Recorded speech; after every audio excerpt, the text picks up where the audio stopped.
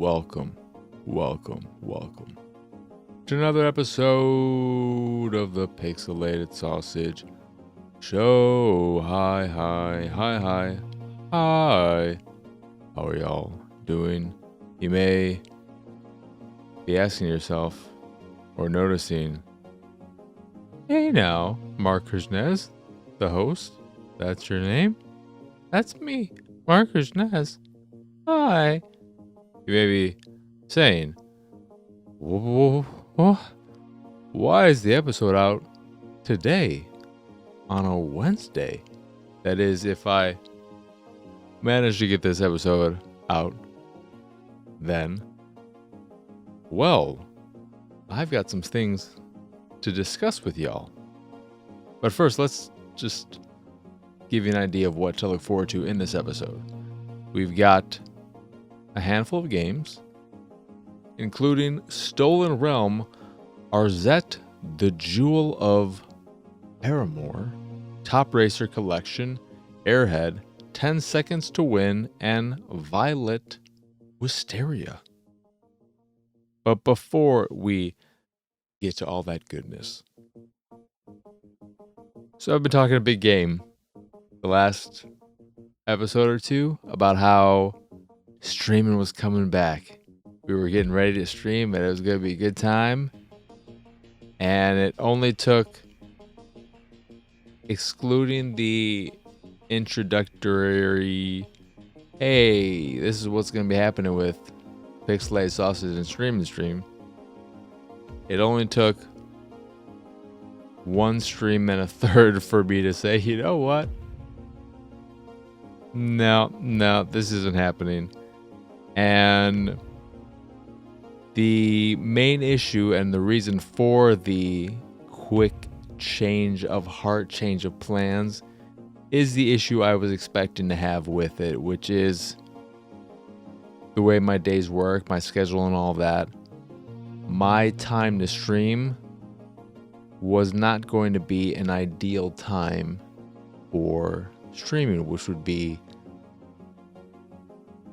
mid to late afternoon into early evening Central Time.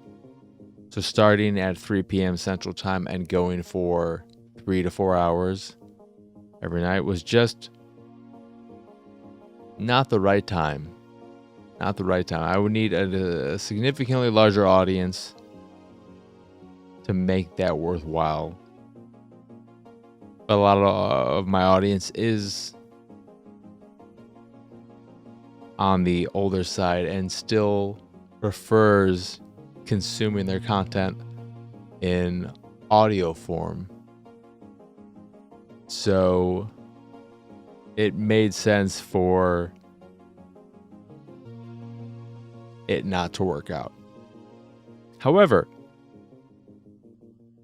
I want to believe that with one death comes a new and better life, and that what this has led to is me going through and finding the things that don't work, and this being another thing that doesn't work, in order to get to what will ultimately lead to the best content possible for everyone and the most enjoyable experiences. So what my decision became is, and why the show is moving to Wednesdays, is to bring Attack the Backlog back in podcast, quote unquote podcast form, but this time really in a more traditional podcast form where I put out a weekly episode that is essentially an update on my progress with whatever I'm playing for Attack the Backlog. And then when all is said and done with the game, I'll put out a finished, more polished, final review type video that's akin to the way Attack the Backlog worked up until this point. That's still something that maybe I won't do, but I think I still want to do that. But this will turn Attack the Backlog into more of a game club feeling show where you'll have weekly episodes where I am talking about my current time with the game, how I'm feeling in the moment, and being able to go along the ride with me. And especially in games where it's more narrative focused and is broken into chapters, it'll be a real easy way to play along with me, whether in the moment at the exact time when I'm playing or months down the line, years down the line. So I think that is going to ultimately be the better way of handling Attack the Backlog, because it allows me to really focus on what I'm playing, not worry about streaming and chatting, play whenever I want and not just a schedule. So if I wanted to play a game on the weekend, then I was playing for Attack the Backlog because I was just that into it. I wouldn't have to take that break if I want to play earlier in the day or whatever. It gives me that freedom. And I think treating it more game club-ish with a traditional unscripted podcast is just going to be the best for everyone. And so that's going to be coming on Fridays. Hopefully I'll have enough to say about Ghost Recon Wildlands to put out an episode this Friday. We'll see though. This is all happening in the moment, and workshopping and all that. It's all a very fluid process right now. And then Mondays are still saved for the eventual, who knows when, but this alternative to streaming does free up time and whatnot, so maybe this will allow the show to return sooner than later. But Mondays are going to remain locked away for what's the word I'm looking for? It's set aside for Amazingly Baka, the eventual return of the anime podcast that I will do, that I used to do with a former friend, because I can't not do the anime podcast,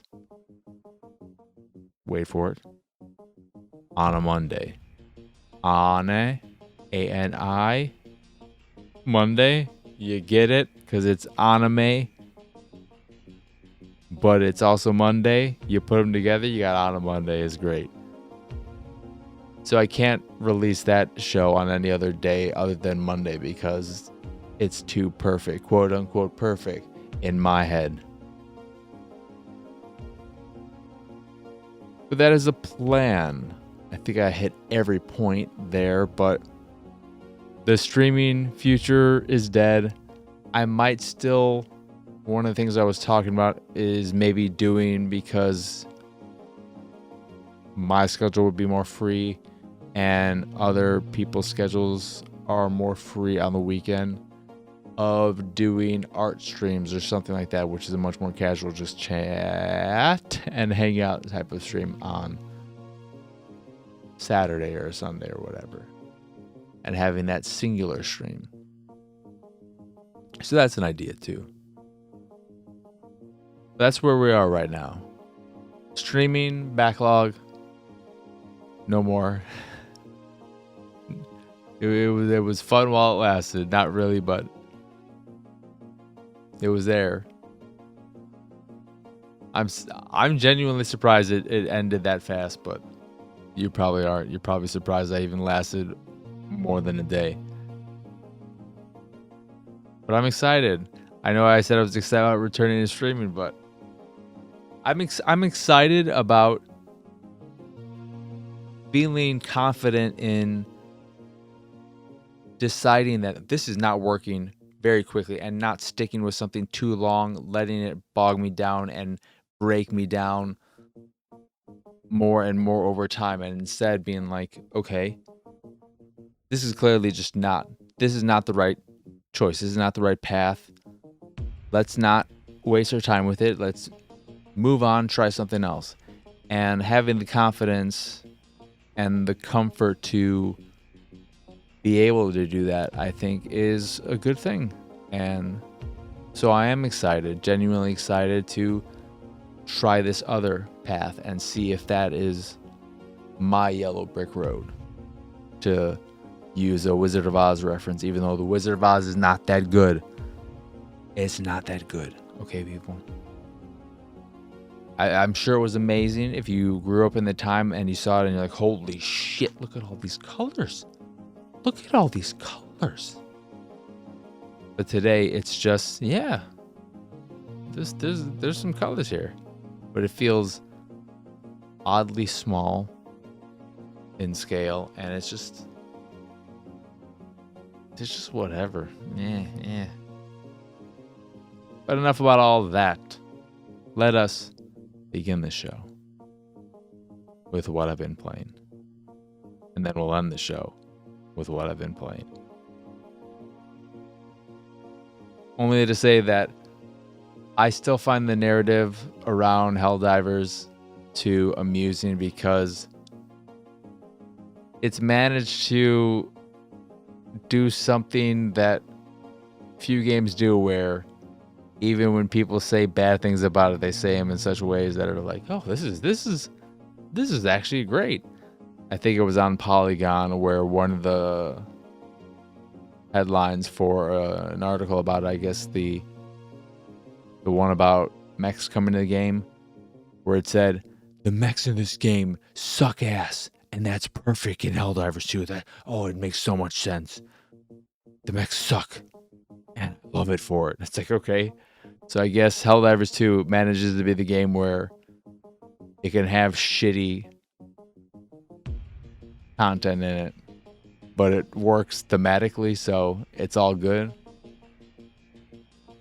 Okay. All right. I didn't read the article, though, so it might not actually control poorly or anything. It just might have been an eye-catching headline that wanted me to click through, and I didn't want to click through, so it didn't work, except to get me to mention it on a podcast and how stupid I think it is. Woo! Let us actually get on to what I've been playing. Started with Stolen Realm. This is a really neat game that I wish I liked more, because I think conceptually it's very cool. It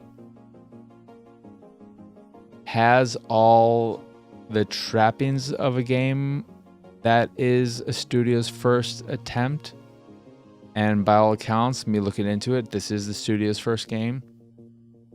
It has a very low poly art style reminiscent of Clone Drone in the Danger Zone, which I like, but it lacks a degree of polish that even that game had, so it does look a bit rough.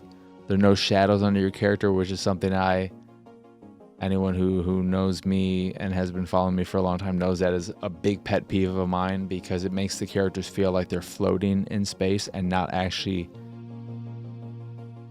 grounded, and there's that disconnect that really, really takes me out.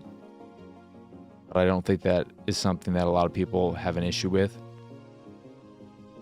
But what I like about the game, even though UI, we'll get into its issues, but essentially it's a turn-based tactics RPG for 1 or up to 6 players, I believe, cooperatively, which is cool. And it definitely seems in the description that it wants you to play with other people, and I'll get to why I think it does and why I think that would be really cool.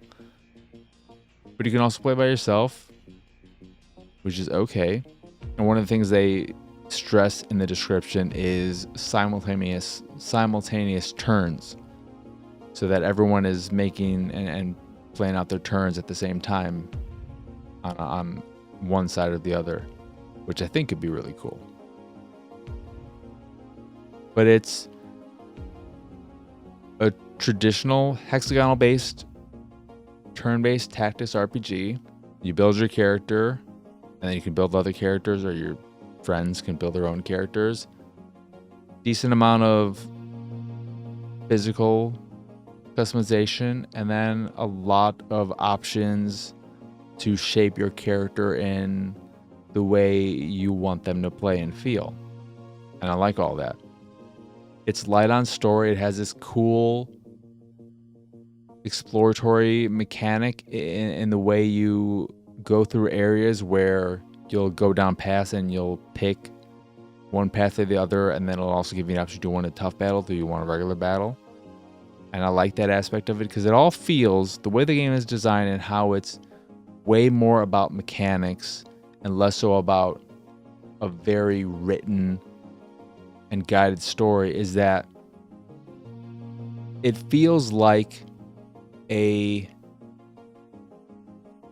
not skeleton, but an avenue for your own personal Dungeons and Dragons type of story, where the creative side of the whole experience in crafting your character, crafting the story, and all that jazz is left on you and ideally your friends to create yourselves.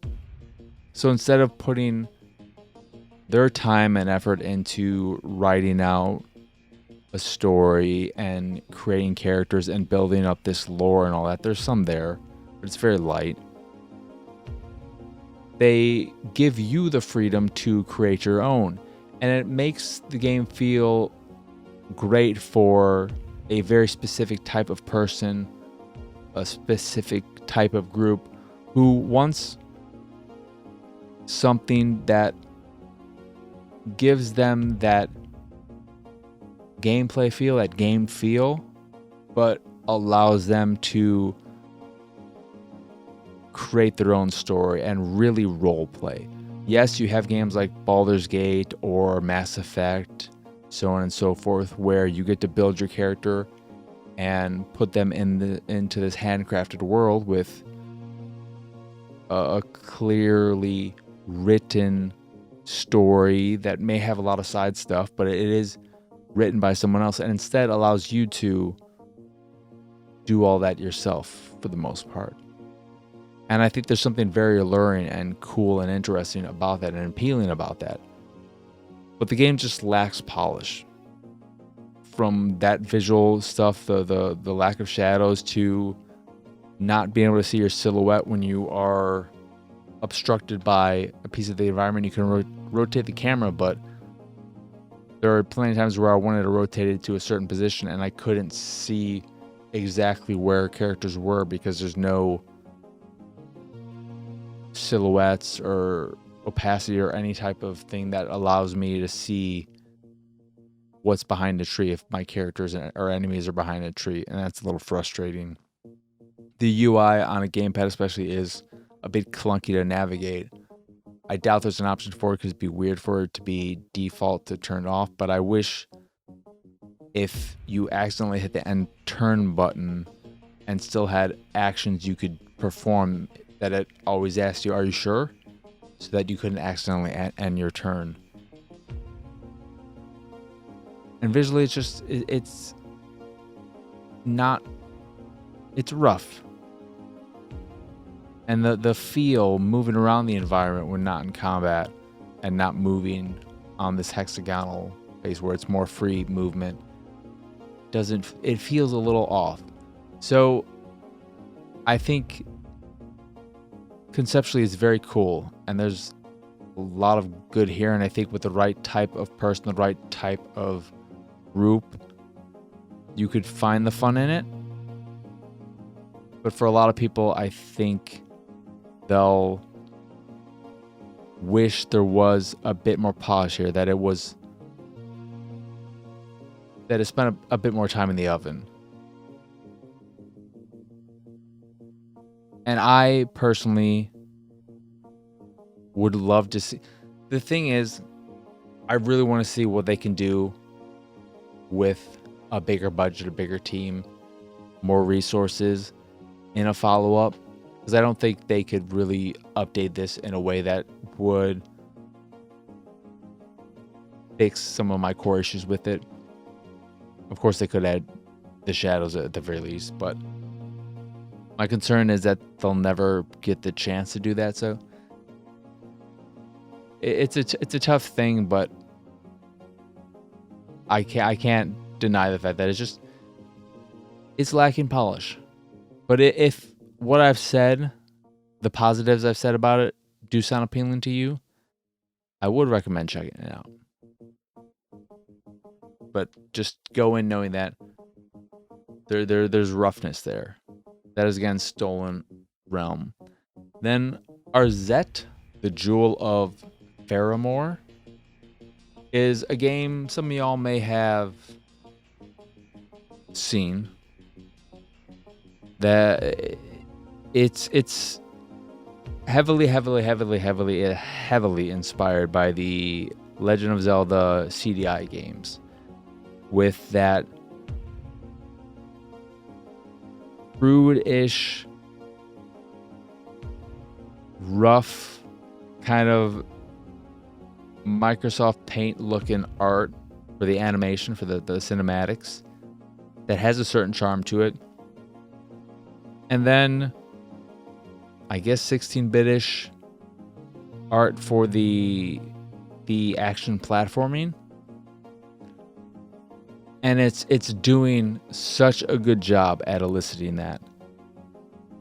Me only knowing those games from some of the cinematics I've seen, I've never played them myself. I didn't even know they had regular gameplay. I'm assuming they do, because since I don't have any first-hand experience with those CDI games, I can't say how one-to-one they are, but I'm assuming they're pretty similar based on what I've heard from other people.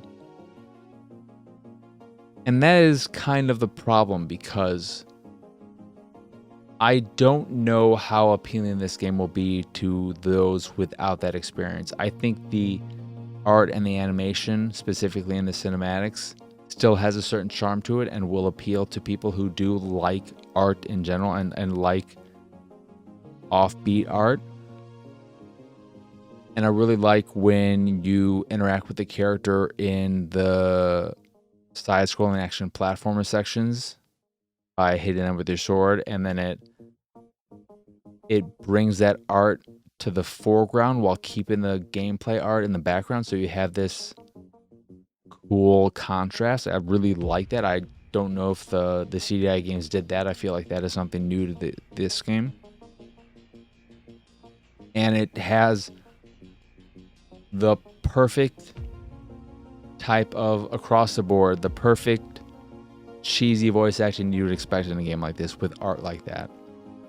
So it's doing a lot of the right things on the story and cinematic side.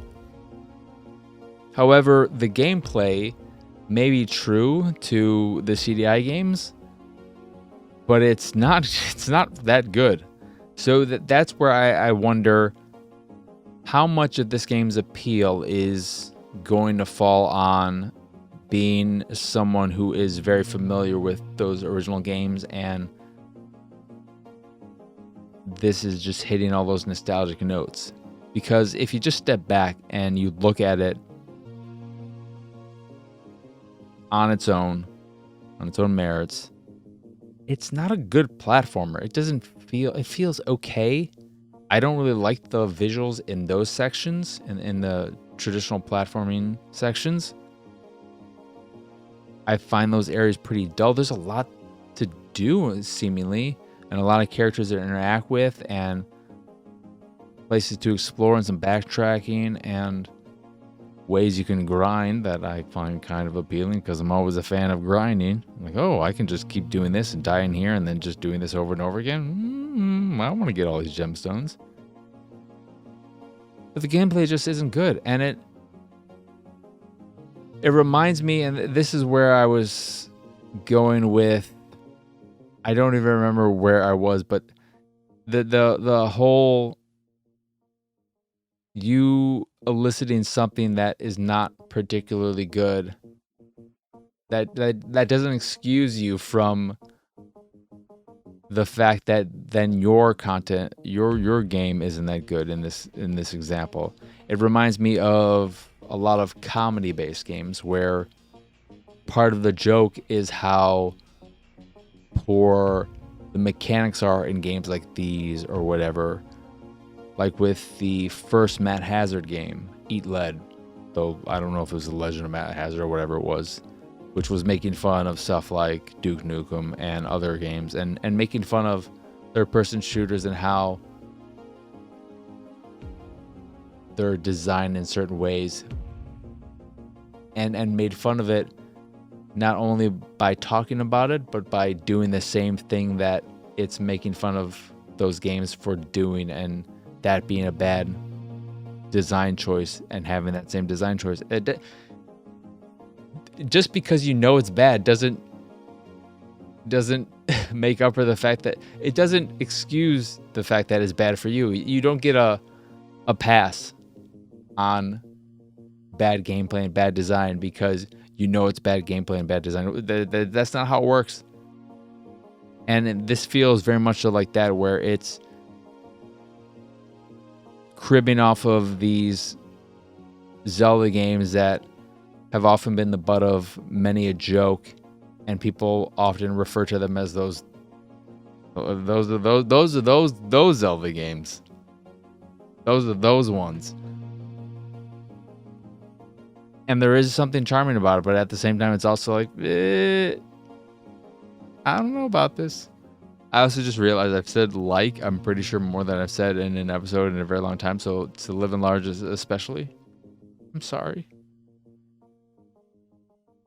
But that's where I am with, what is it, Arzette again? Yeah, Arzette. I really, really want to like it, but it's just not quite hitting. What is hitting, and is another game, this is actually just a collection of classic games, is the Top Racer collection. And this I love because I thought this was, I should have known it was a genuine collection, but when I was looking at some of the screenshots, all I could think was, man, this is really reminding me of the Top Gear games from the Super Nintendo. And it's because that's what they are, the Top Gear games. They just happen to be called Top Racer in Japan.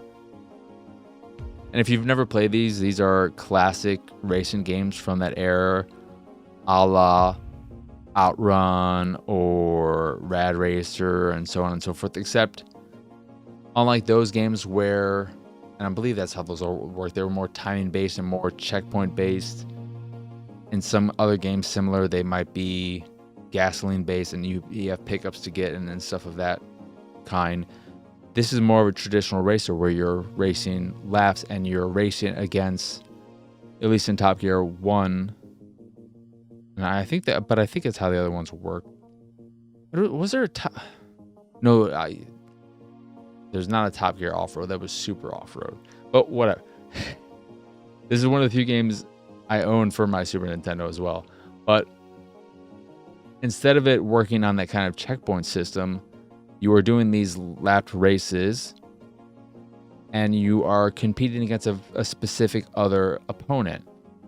And what's very unique about it, and I'm sure there are other examples of this, but it seems very unique for a game of that time, is that the game is always split screen, even when you're playing against the AI. So even if you're playing solo, you'll always see the AI opponent you are specifically racing against, and you're able to see where they are in the race, what position they're at, and can use that to try and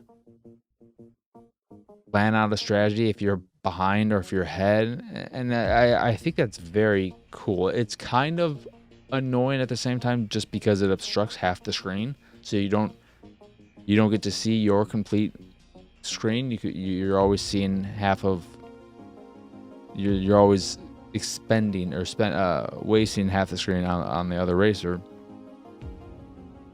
But I think it's cool. And I can't stress this enough.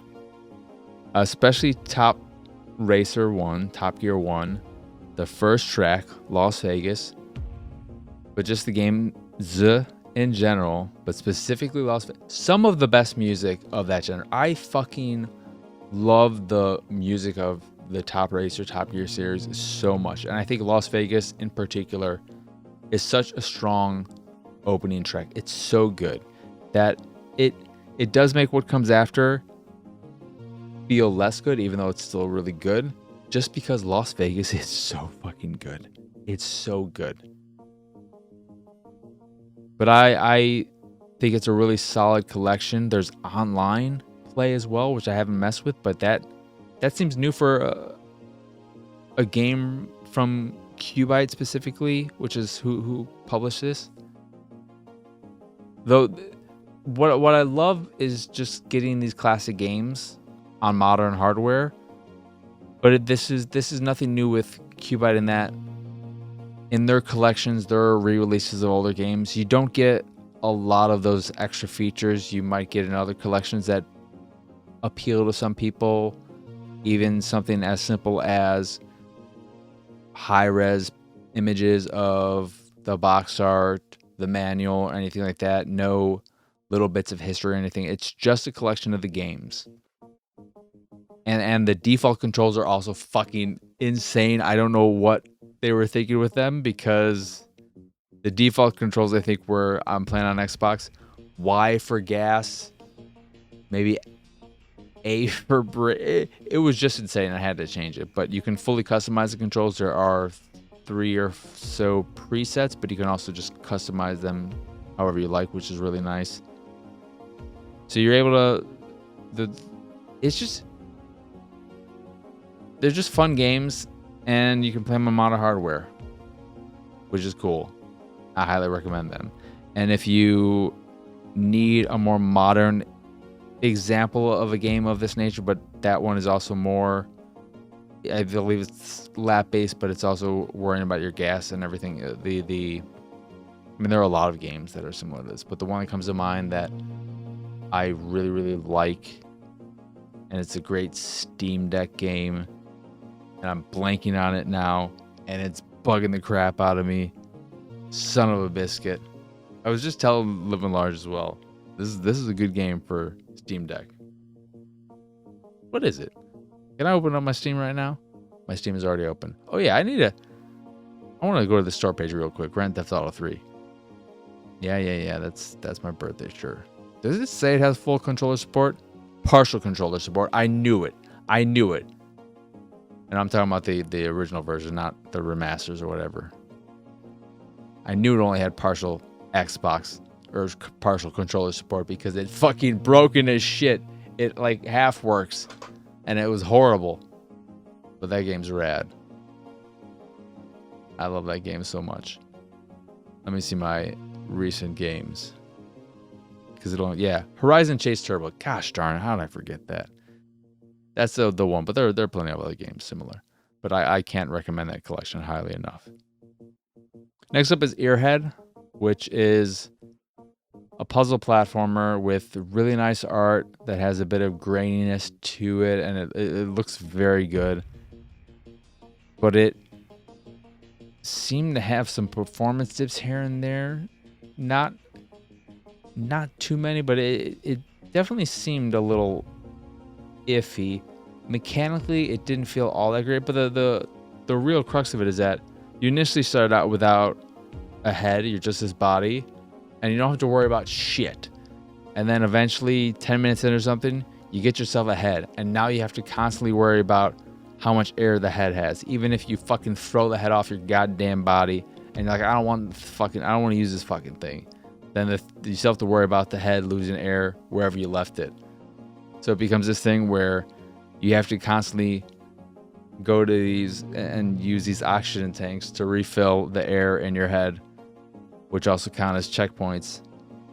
And you're just running around this area, exploring it, filling your head with air.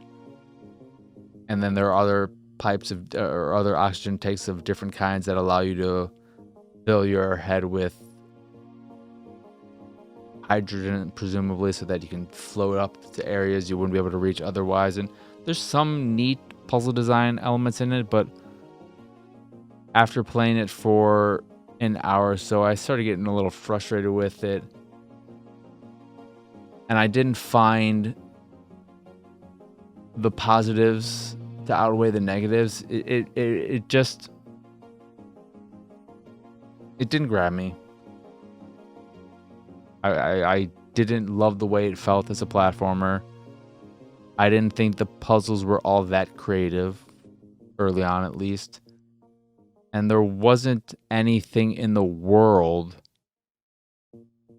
narratively speaking, or anything that was hooking me in and making me want to push through the hurdles for me, which were the feel and the puzzles, to hope that things would improve and to see what's next.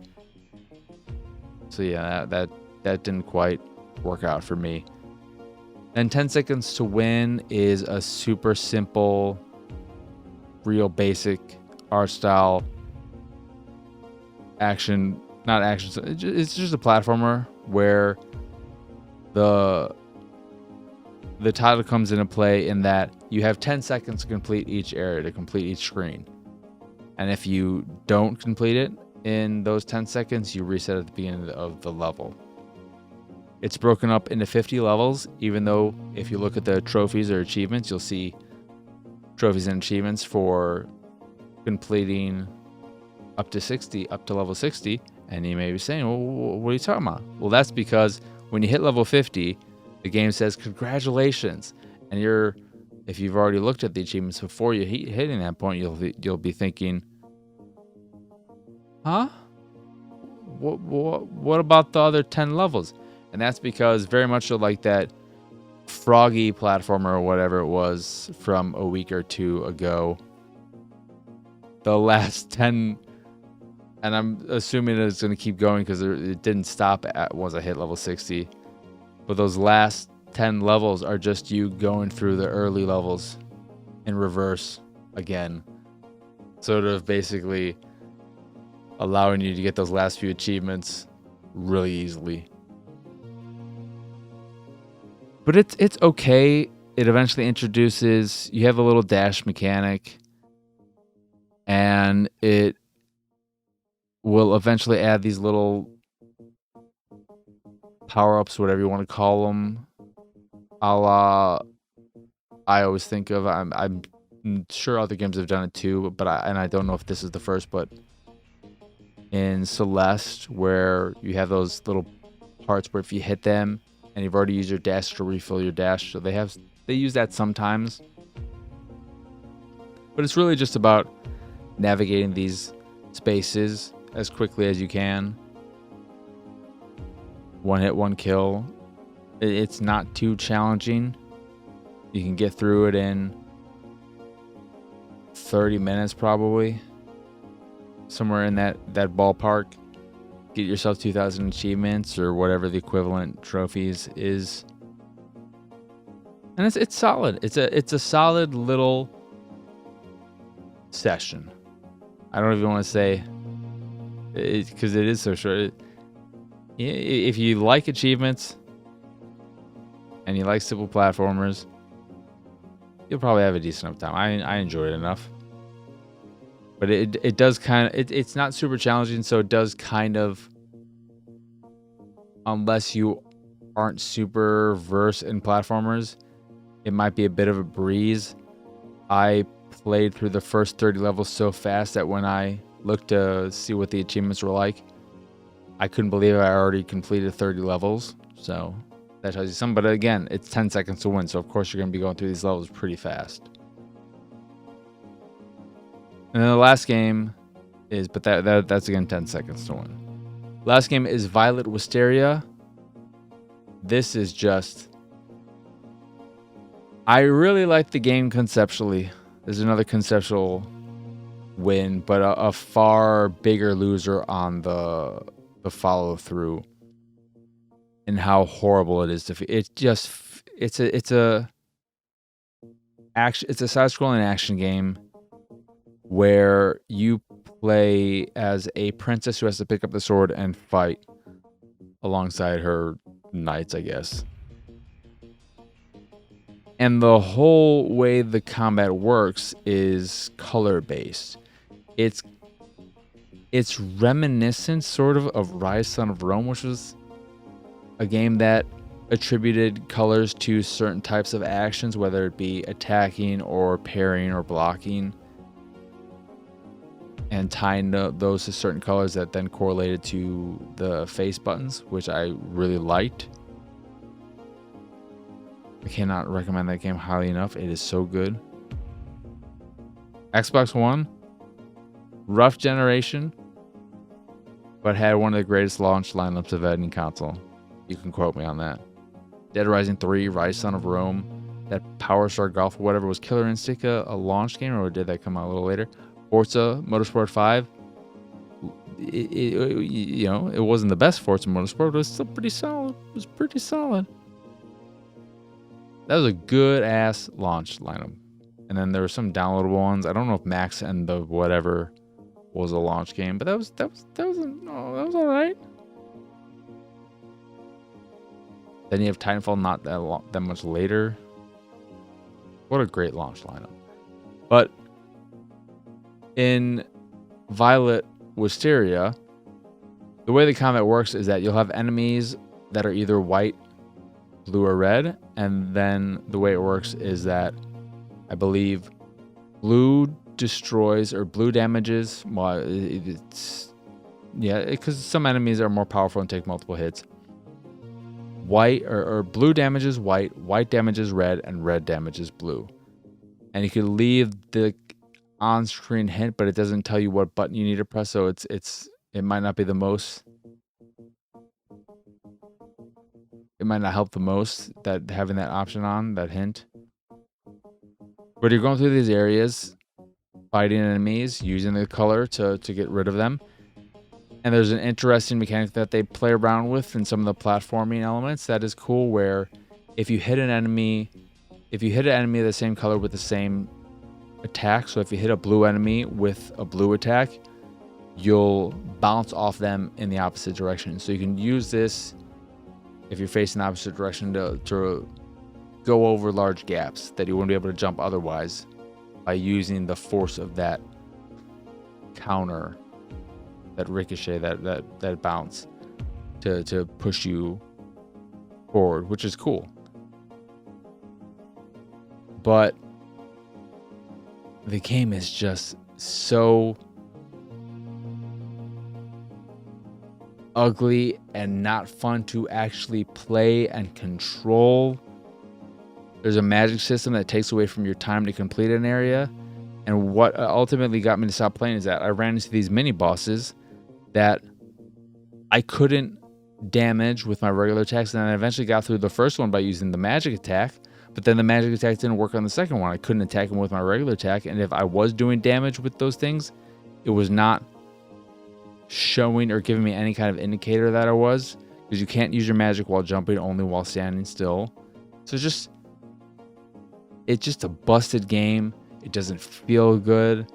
It looks bad. And I hate all of that because I really, really, really like the idea of using this type of rock, paper, scissors color system and playing around with platforming by using the fact that you bounce off of enemies and also certain objects in the environment that are a certain color. You attack them and that'll project you up in the air high. But it's a great idea. I think a pretty great idea. Not a particularly unique one, but still a great idea that is so poorly executed, sadly. That is, again, Violet Wisteria. And that will do it for this here episode of the Pixelated Sausage Show. Once again, I am Marcus Nez. Y'all can find me pretty much everywhere at PX Sausage. The site is not what I want to talk about right now, because what I want to talk about is that if you enjoy this here show or any of the stuff I do and what have you can go over to patreon.com/pxs to support me and my nonsense that way. Again, new way of doing it at the backlog and all that jazz. Go back to the top of the show if you want to hear all that again. But hopefully I'll get that first episode, because I already have some thoughts about Ghost Recon Wildlands. So hopefully I'll get that first episode out this Friday, and the video version of that will be sort of like this, except I think what I'm going to try and do is just have the intro, and maybe I'll do the full camera like if I was doing for a little bit, or I'm just facing you, have the introduction, and I want to still throw in my gameplay from that time frame, so it would be from this week, but I don't want to spend too much time doing a lot of editing or anything, so it'll be a lot more long cuts of gameplay and stuff like that, but I would still like to do that so that you have an idea of the game I'm talking about the whole time, if you are a YouTube consumer and not just an audio listener. So that's the idea there, but again, it's all being workshopped, very fluid. But I'm excited. I'm just excited about trying different things and finding what works for everyone, but me most of all, because what works for me and what I end up enjoying the most and finding to be the right choice is ultimately going to lead to better content for all of y'all as well. I believe that. I hope you all believe that too. And I hope you're willing to stick with me on this bumpy ride as I find my new footing. But again, if you do enjoy the stuff I do and you would like to support me and get access to an exclusive weekly Q&A as long as questions are asked, and maybe some other additional content, I'm thinking about other things that I could throw in there. But the Q&A is definitely something you get that no one else does. And I think the people who do get to enjoy the Q&A, enjoy it. If you ask me to sing something, I'm going to sing it. So far, I've sung... What have you asked me so far, Lunchbox? We've got Don't Stop Believin', Carry On My Wayward Son. There was... was it Pick Your Own Beatles song? Or some band song? I don't know if it was Beatles. There have been a handful of those. So you could just say whatever. And even if I don't know the song, I will learn it, or I won't learn it, and then just Google the lyrics and think I know it, and then realize, I don't know, I know this song less than I ever thought. But if that sounds appealing, or just you like the idea of supporting me at a lower tier or whatever, that would be great. And that is, again, patreon.com/pxs. In addition to the Patreon, you can find links to the site, the YouTube, the Discord, and so much more over at pxsausage.com. But that is it. That is all. As always, thank you for watching or listening. I hope you enjoyed this here episode. And I hope you have a wonderful, wonderful rest of your day. But for now, adios. Arrivederci. Bye.